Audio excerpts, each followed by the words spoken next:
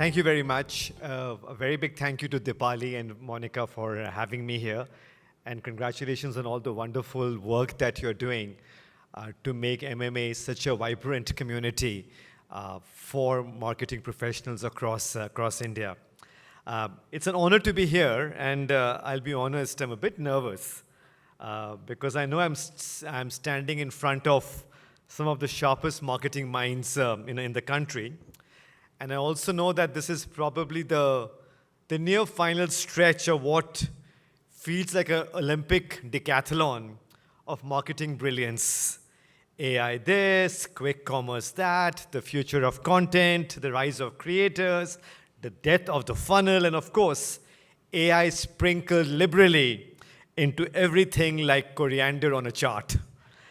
So I won't pretend that this session is going to introduce to you a revolutionary tool or a new growth hack. In fact, what I want to talk to you today is going to feel very unglamorous, unsexy even. And frankly, it might sound a bit too simple, perhaps even a little bit boring. But I've seen it work, not just in theory, but in practice. But let me first rewind a little bit and talk a little bit about the time I spent with Boat. I'm really hoping that all of you know Boat, one of India's most dynamic audio and lifestyle brands, fast-moving, youth-centric, and deeply in tune with Indian culture. A couple of years ago, I was in a session with their marketing team. We were reviewing touch points, campaigns, and metrics, the usual suspects. And somewhere in the middle, I asked a simple question. What's something small that you've done recently that had surprisingly a big impact? And one of the brand managers said, look, honestly, we started replying to every single Instagram comment. Personally, no bots, no canned replies, just real talk. They weren't optimizing for engagement rate.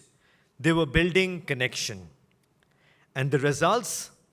Fewer complaints, more user-generated content, customers tagging friends with so much brand love. There was no attribution model for that. It did not really make it into the quarterly presentation, but everyone in the room knew this was important. Because in a world obsessed with the next big thing, the brands that win over time are the ones that repeat the small, right things with care. And that's what I really want to talk to you about, the power of micro actions, small intentional behaviors done consistently that build memory, that build trust, that build brand equity that compounds. Let's start with a simple premise. Marketing loves the big moment, the campaign, the drop, the celebrity endorsement, the quarterly spike. But the brands that endure, they aren't just creative, they are disciplined. They're not just expressive, they are reliable. They built what I call a behavioral backbone, tiny, consistent brand actions that happen every day on social, in service, in content, and in design. We often don't spotlight those moments, but they are what shapes how your brand is remembered. There is a reason why micro actions work.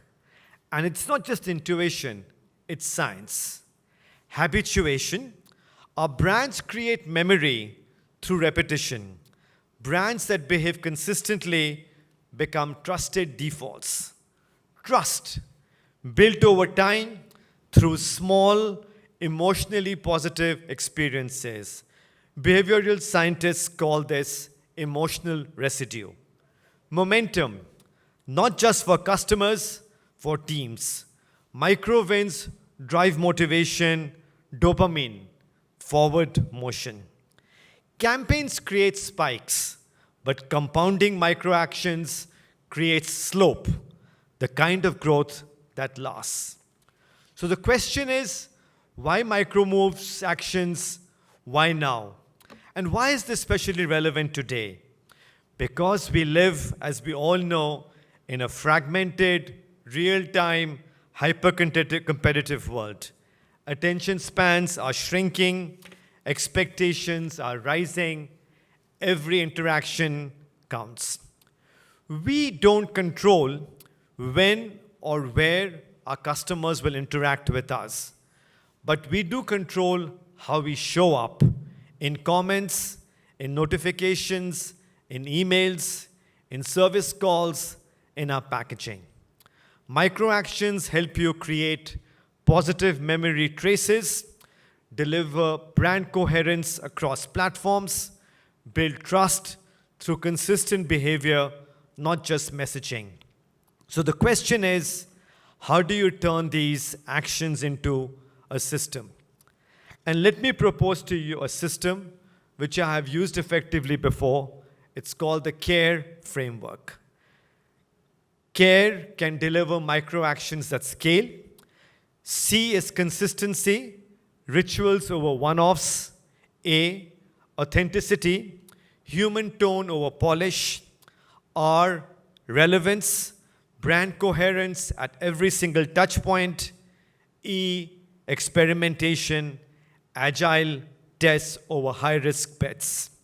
Let's walk through these with real, tangible examples. Let's start with consistency. Consistency builds memory, and memory builds trust. Let's go back to my boat example. Yes, they had their share of high-profile campaigns, but what drove sustained momentum at boat? It was daily UGC reposts, a hyper-consistent tone of voice, packaging, and product rituals that reinforced identity. They built brand muscle memory. You could spot a boat post or an experience even without the logo. That was the power of repeating small things on purpose. The next one is A, authenticity. Authenticity isn't about being raw. It's about being real. One of the companies I work with is the sleep company, and they do this beautifully. They sell comfort, and their tone reflects it. They even say that their customer support and logistics updates feel calm, empathetic, and comfortable. They empower their teams to speak with warmth, not scripts. It's not perfect, but it's intentional, and that builds trust. People don't remember the words of a brand. They remember how it made them feel, especially when something went wrong. The next element of the framework is relevance. We all know irrelevance is the silent killer of brand equity. If your actions don't align with your brand promise, you dilute it, no matter how good your ads are. One other company I have been associated with very closely is Mama Earth. And Mama Earth gets it. They talk about care, and they behave it. Tree planting GPS links in confirmation emails. Founder videos in parenting groups. Product pages written like a friend explaining benefits. Relevance isn't about louder messaging. It is about echoing your values in behavior over and over again. The final part of the framework is E, experimentation. And great brands use micro-actions as a lab. Take Zomato, for example. They treat push notifications like a creative playground. Some messages are funny, some fall flat, but they're always learning. They just don't track clicks. They track sentiment, comments, screenshots shared on social.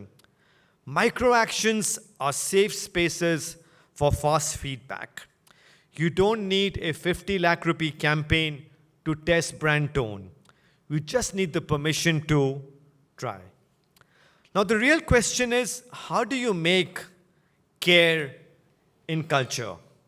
Not just a campaign checklist, but a way of thinking across the company. It happens when care shows up in people, what they celebrate, what they recognize, processes, what gets budgeted, what gets measured, platforms, what systems capture, share, and scale the small things. Let's take a look at some practical tools. So, how do we embed care not just in strategy decks, but the daily rhythms of the organization? We start with rituals because repetition shapes culture. For example, you could consider doing micro Mondays. Create a weekly ritual where cross functional teams, CX, social, product, share one micro action they took that week that lift the brand. It builds awareness, peer learning, and a subtle pressure to show up with care. Think about care capsules. These are short 2 or 3 minute internal stories that highlight how a micro behavior, maybe a tweet, maybe a delivery experience, had a macro impact. Use them in town halls or pin them in Slack. When you turn micro actions into stories, they become part of the company's memory. Think about digital channels for care storytelling. Create a dedicated Slack or Teams channel. Care in action or brand behaviors. At Boat, we had something which we called Keeping Boat Heads Happy. Encourage all levels to drop in real examples, screenshots, feedback, a great social reply. Once rituals are in place, the next level is around reinforcement. If micro actions matter, they need to be recognized, measured, and rewarded, like conversion rates or CAC. Recognize emotional intelligence, not just metrics. We often celebrate ROAS and retention. What about recognizing a service agent who calmed an angry customer, or a designer who caught a tone misalignment before it went live? These moments build the emotional infrastructure of the brand. So try and integrate care into your reviews and feedback loops. Celebrate the quiet wins. Use internal newsletters, town halls, or leader shout-outs to highlight the less obvious moments. Rituals and recognition won't work unless people feel empowered and supported to act on their own. This brings us to the next pillar, empowerment and feedback. So do set brand guardrails, not scripts. Celebrate clear guidelines, create clear guidelines on what the brand voice is and isn't. But don't script every interaction. Give the teams the freedom to care as long as they stay aligned with brand values. The second part is edge autonomy. Empower frontline teams, social, support, store staff to make decisions. When you decentralize care, you multiply its impact. And then build a habit of scanning customer comments, reviews, and support logs, not just for complaints, but for insights. One of the things that I learned at Boat was every morning, the founders would spend almost half an hour of their day just scanning through the reviews of the previous day. Reviews and other comments and support logs are often your early warning signs of brand misalignment or opportunities for a breakthrough. Finally, we need a way to turn these micro actions into mythology. Because cultures don't move on policy, they move on stories. So create micro actions with macro impact. Actively collect stories where a small gesture had a disproportionate impact. A comment reply that converted a critic into an evangelist, perhaps a local store initiative that turned into a national rollout. Archive these They become case studies that guide future behavior. Document the impact. Don't just share action, share the outcome. For example, look, we changed the wording and the bounce rate dropped. We added a local language CTA and the engagement went up by 3x. Data turns stories into legacy. And then finally, make storytelling a leadership responsibility. Leaders should be the loudest storytellers, not just talking about boring data or market trends, but about moments of care. It signals what matters, it builds belief. So if you can find a way to do all of this correctly, consistency, authenticity, relevance, and experimentation, that's when you can turn care from a framework into a fabric. And that's how you turn brand values into brand behaviors, and that's how you move marketing to momentum. So let me close with this. While others chase what's next, the best brands double down on what's repeated. They don't just show up when it's campaign time. They show up every day with discipline, with empathy, with care. The future belongs to brands that aren't just loud, but consistent. Not just clever, but human. Not just visible, but vital. So when you walk out of here today and back into your daily meetings, just ask one question. What micro action can we take today that our customers will remember tomorrow? Because that's where growth lives, not in noise, but in nuance and in micro actions. Thank you very much.